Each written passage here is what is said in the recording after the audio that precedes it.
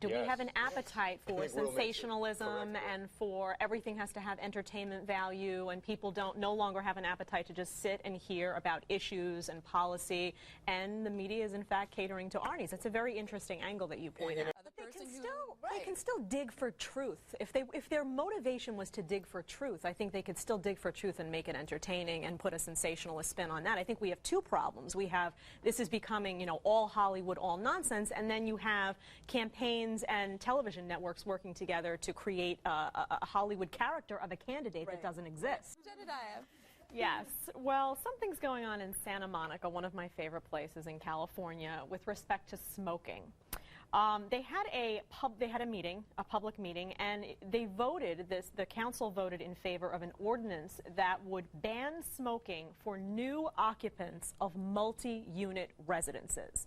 So if you live in a multi-unit residence and you are AKA apartment complex. Yeah, apartment complex, somewhere where the air is shared space, in other words. You live in your apartment, the air can come under the door and affect you. If somebody's smoking in an apartment next door, it can affect your health if you have asthma, things of that sort. So what they decided is that if you live in a smoking unit, they're going to declare these units smoking and non-smoking. If you are a smoker and your unit is declared a smoking unit, and it will be in some bold way defined, people are saying it's like the Scarlet S they're going to put on the doors, but it will be defined as a smoking unit. You can continue to smoke in your apartment, but if you give up that apartment and leave, that apartment will now become designated non-smoking. So the goal is to make them all non-smoking at some point.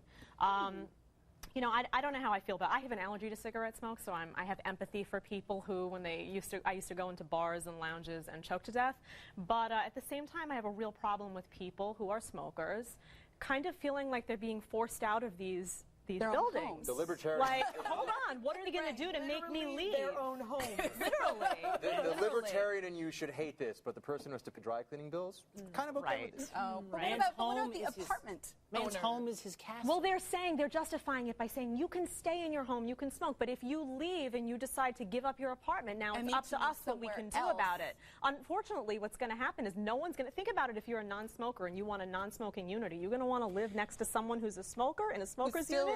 The truth is, smoking. just like the bar restriction, you can't smoke in bars, the real victim in this kind of law is not the smoker versus the non-smoker. It is the property owner, just like it was the bar owner, who cannot designate the property he owns, the rules that are inside. And now, by the way, what's happened is his potential pool of renters has now been limited. And You're can we 100% also, right. like, remember this is Santa Monica in Southern California, like the capital of pot smoking? That's true.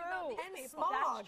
That's medicinal, Like there's Amy. That's clean air medicinal. there anyway. Very different. So will medicinal pot smokers get a special exemption? They've already From gotten the- one. That's the great follow-up question we'll have to look into. Okay.